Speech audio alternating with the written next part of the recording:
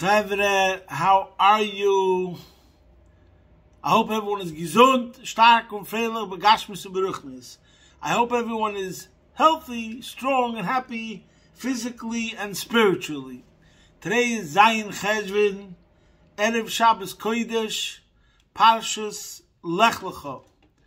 So we have to understand the connection between Parshas Lecha, Zayin Cheshvan, and as I'm sure you heard, this week was something which is considered by many Yidden a big miracle, that Donald Trump was elected the president.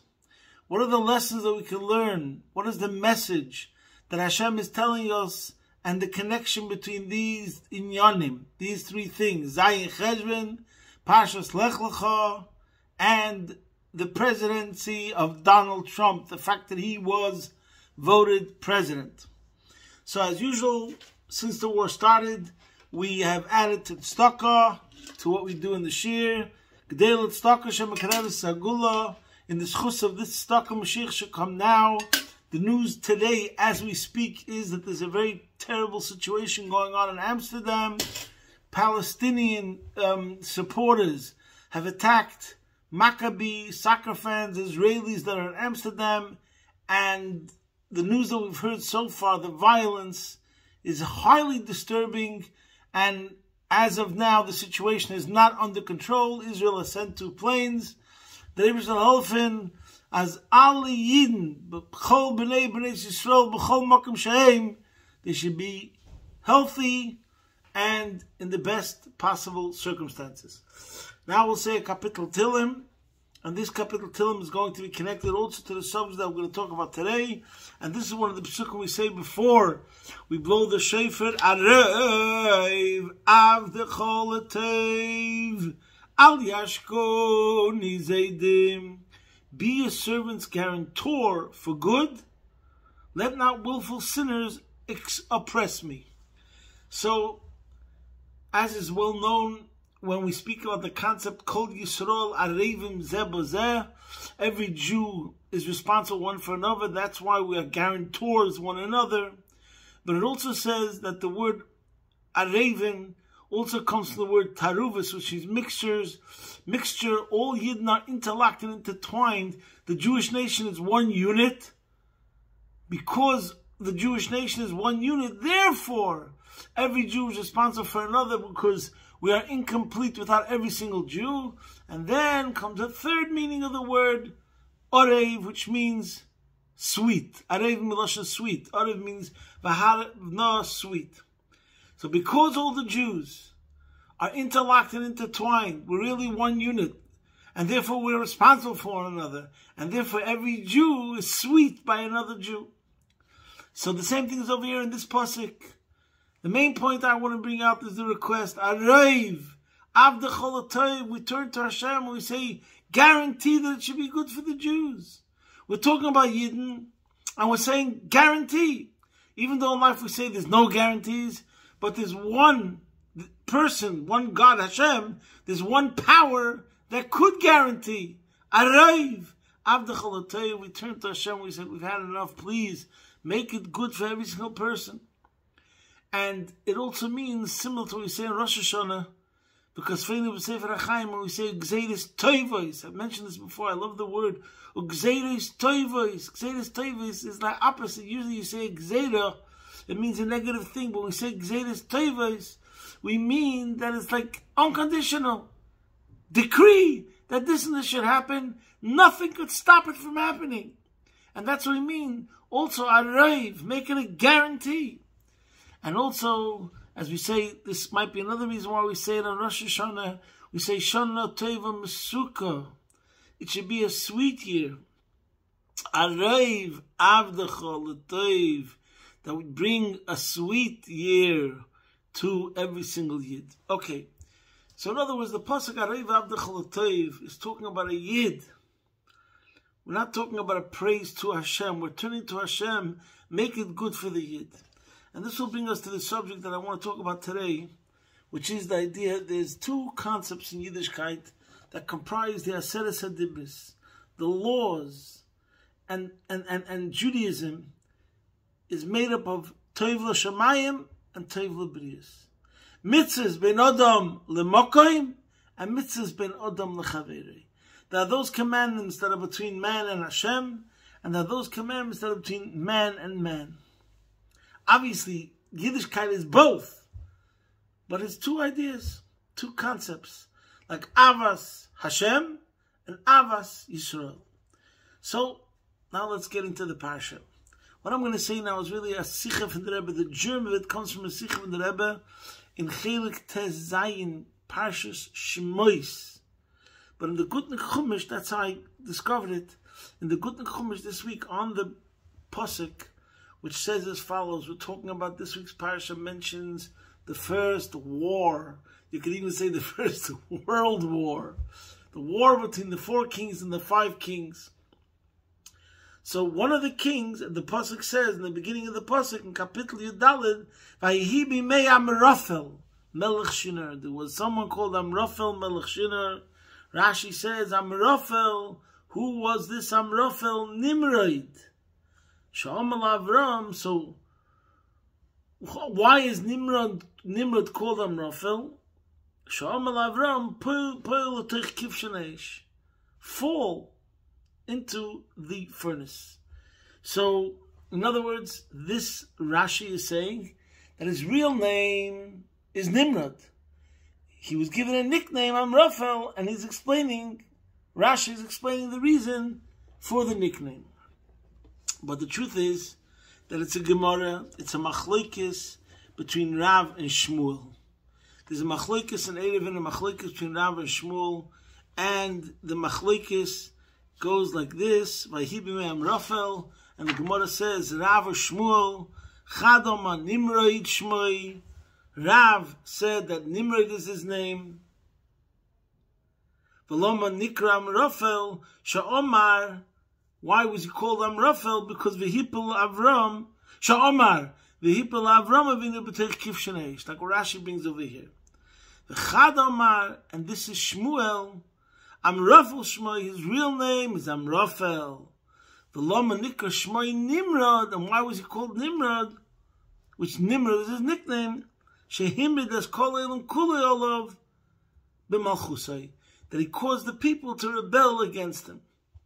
So the Rebbe in the Sicha of Shmois Chelik Tezayin brings a couple of disputes, arguments, debates between Rav and Shmuel. And the Rebbe is from the true Torah giants of all time that was into the concept of Leshitose.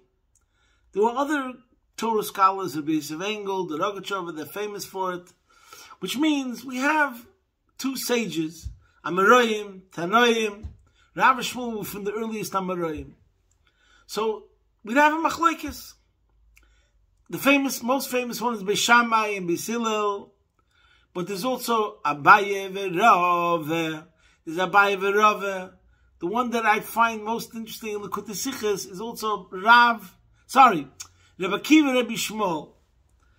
So in many Sichos of the Rebbe, sometimes it's even more than one way Lishitase.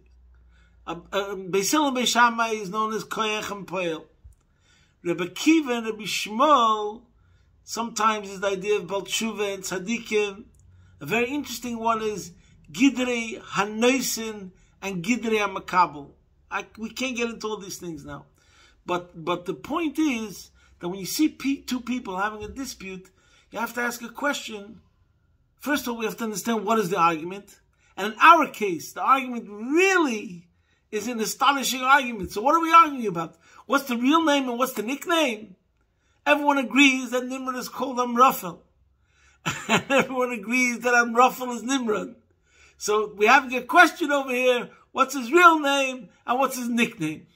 Sounds like a very interesting Talmudical argument. Punktazei. If you want to discuss Talmud and you want to say they're arguing, what are they arguing about? What's his real name and what's his nickname? So what's the argument about? Now, besides for that, we're getting now to Lishitose in every argument, not even in such an argument like in our case, where you can look at it and think, what's going on over there? It's just semantics. But even in an argument, if we're dealing with the real reality, so to speak, Does he have to pay for a ticket or doesn't have to pay for a ticket? Think whatever you want to call the argument. So even there we have to understand, why is this person saying like this and why is this person saying like this? And even though it seems to be one argument was about medicine and one argument is about law and one argument is about sports and one, I'm just giving an example, and one argument is about who knows what, they seem to be different realms, different arenas, different schools of discipline, call it whatever you want, different sciences. But we see that these two people are engaged in a number of arguments, and the chidush of the Shitose is, that means the person's following a general perspective, a general frame of mind, a general approach, a general attitude. And this was the beauty of the Rogatchover, Rabbi Yosef Engel, and the Rebbe. They were able to tie together the connecting thread of all these different arenas and to understand what's really going on over here beneath the surface, what's really the inside story. Why does this one say like this, and why does this one say like this? So, in the Sikha in Shmois, the Rebbe connects Machlokes Rav and Shmuel with another couple of Machlokesin.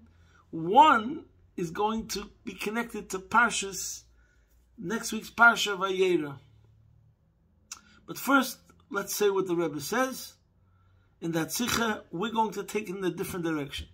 The Rebbe answers that one of the differences between Rav and Shmuel in learning was that Rav took more of a literal approach, straightforward, and Shmuel took more of a pilpul sort of approach. There's actually a Gemara that talks about the svara of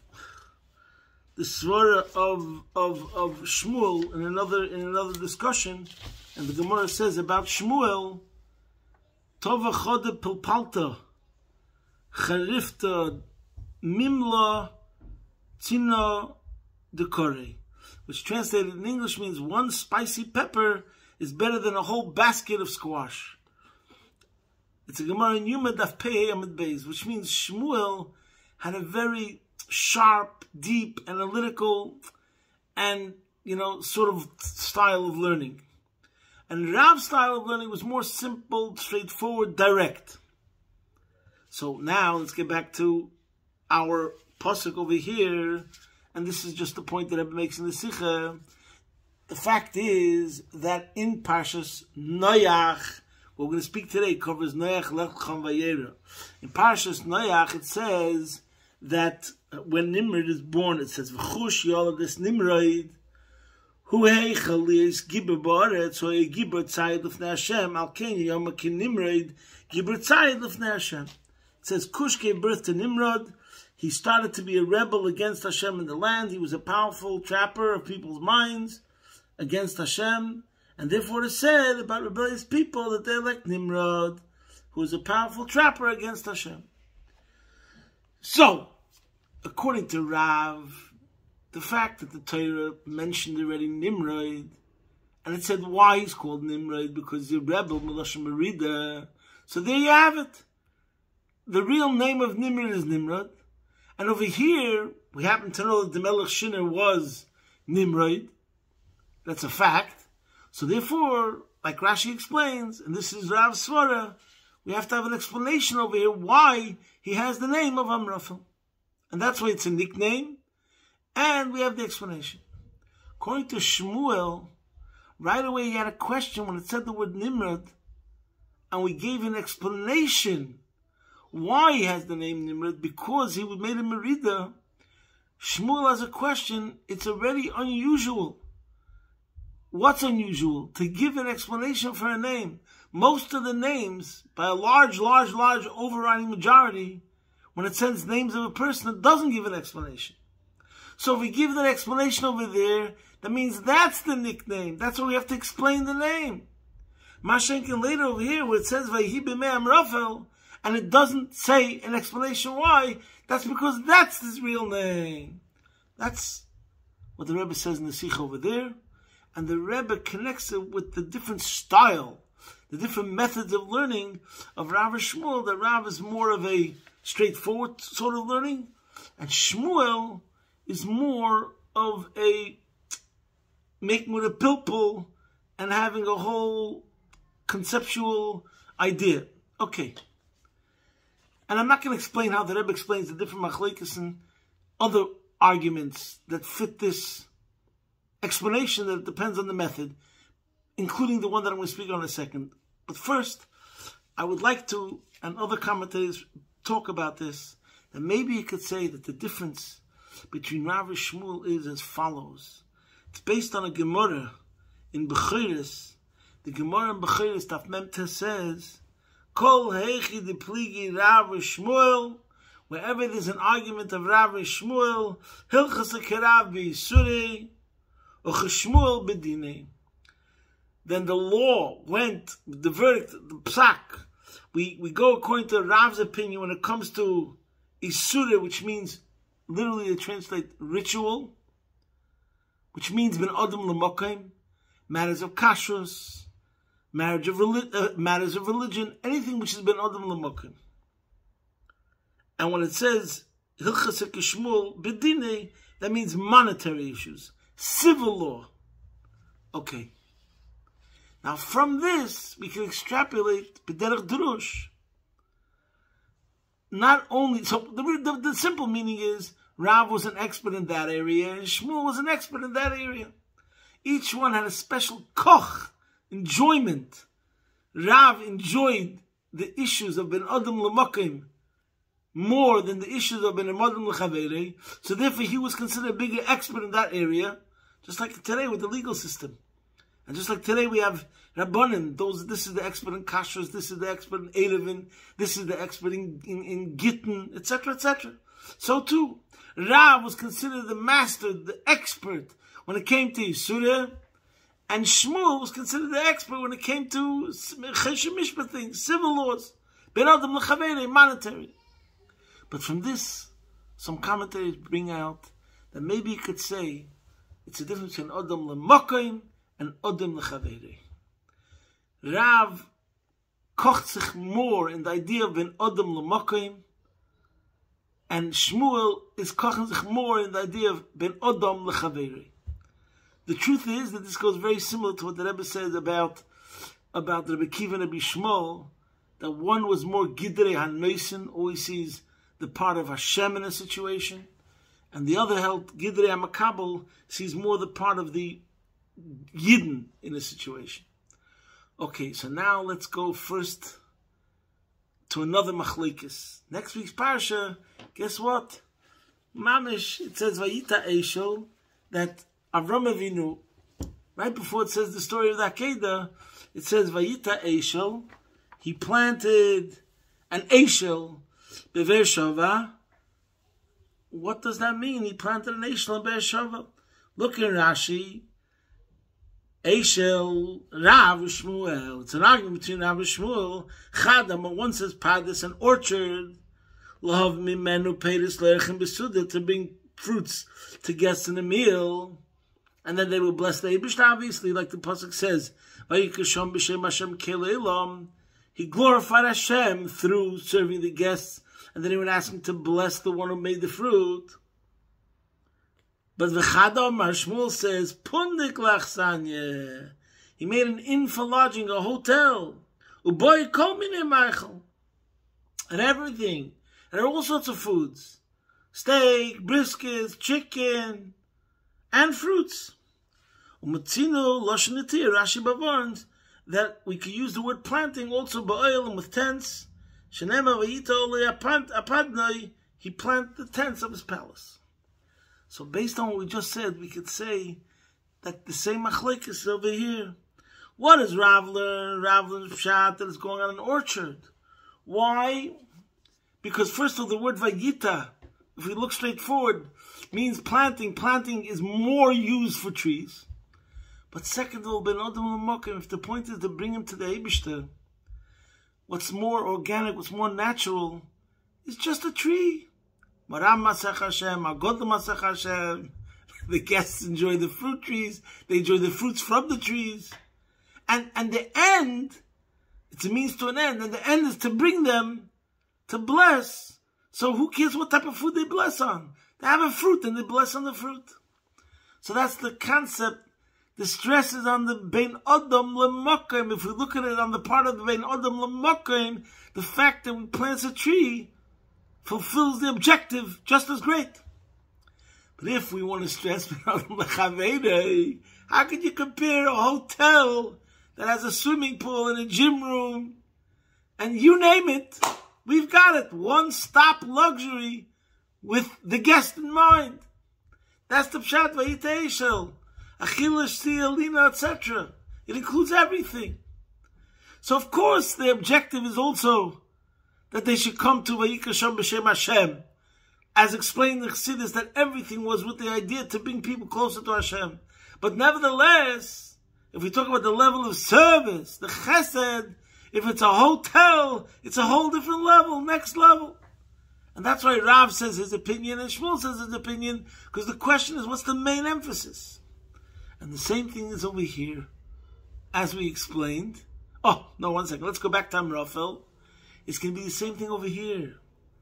If the main thing is bin Adam lemokoim, so then, and this is Rav's pshat, so therefore his name is Merida, Nimrod, because he's a rebel against Hashem.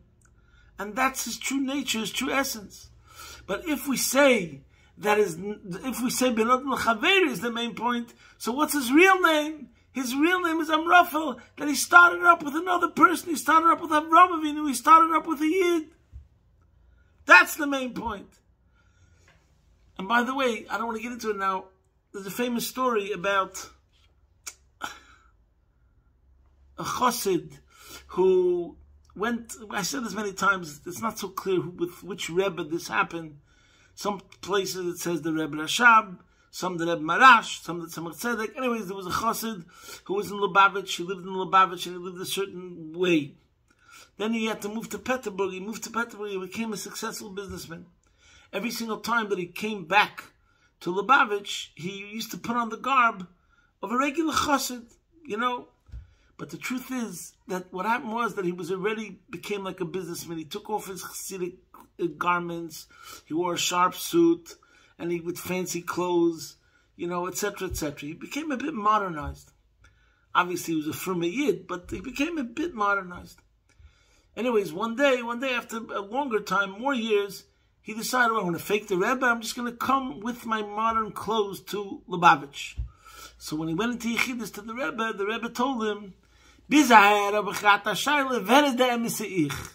The Emeseich is in Petersburg, or the Emeseich is wie in Lubavitch. Und jetzt sehe ich, hat der Emeseich is wie in Petersburg. Petersburg was a very modern, cosmopolitan city, even in those days. Very sophisticated. Anyways, so the Rebbe says, until now I had a question, who's the real you? The you that's in Petersburg, in Petersburg, or the you that's in Lubavitch? Now I see the real you is the you in Lubavitch. Sorry, now I see that the real you is the you in Petersburg. Which means to say, if you're already outwardly, completely dressing in such a way, that means you lost sight of the real you.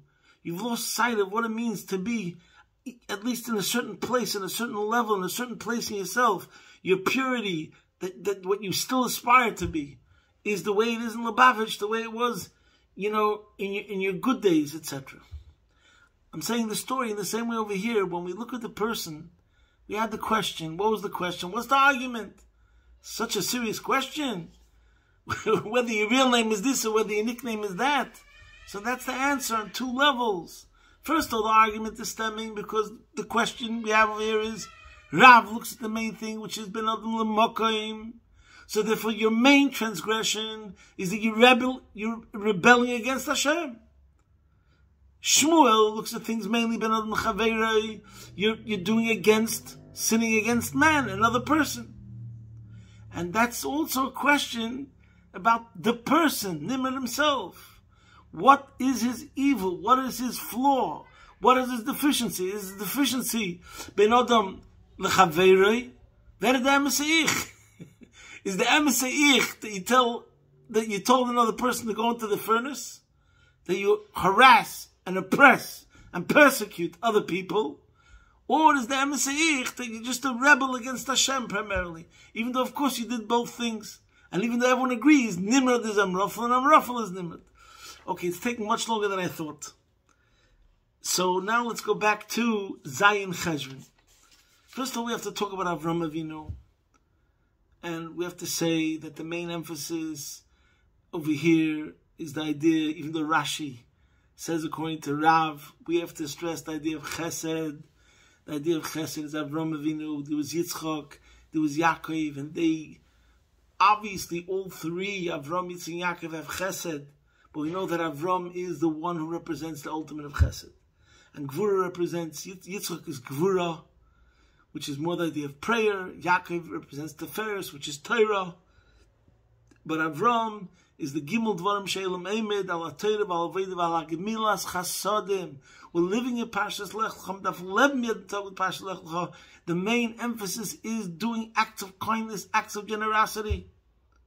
And now we come to Zayin Cheshvan. The Rebbe has an unbelievable explanation. What happened on Zayin Cheshvan? In Eretz Yisrael, today is the day when we start asking for Gshomim, Mashavruch, Amir Geshem. We're saying Talamotar. Why? I'm sorry, we're saying Talamotar. So the question is, and it's a famous question, we should have already asked much earlier for the Gshomim. The time for Gshomim is earlier. So why do we wait till Zayin Cheshvan? So the Gemara says, because the last person who lives the furthest away from Yerushalayim, every Jew has an obligation during Sholosh HaGolim to go up to Yerushalayim. So the ones who live the furthest distance in that land of Eretz Yisrael, the time that they were able to arrive back to their home was Zayin Cheshvan. So therefore we don't pray for rain until Zayin Cheshvan, because we don't want anybody to get rained upon, to make the journey something which will be very discomforting and hard. So we don't want to bring a hardship on another Yid. So therefore we don't pray for the rain until everyone is safely home in their neighborhood. Now it could rain. So the Rebbe has a question, but what do you mean? First of all, most of the Yidden didn't live the furthest away. So the majority, it's perfect, it's fine, no problem. Second of all, if it's a tzorech, if it's a need, people have a need for rain right away, for produce. The world goes around. Money makes the world go around. Rain makes the world go around. As we know, if there's countries that don't have rain, it's a drought.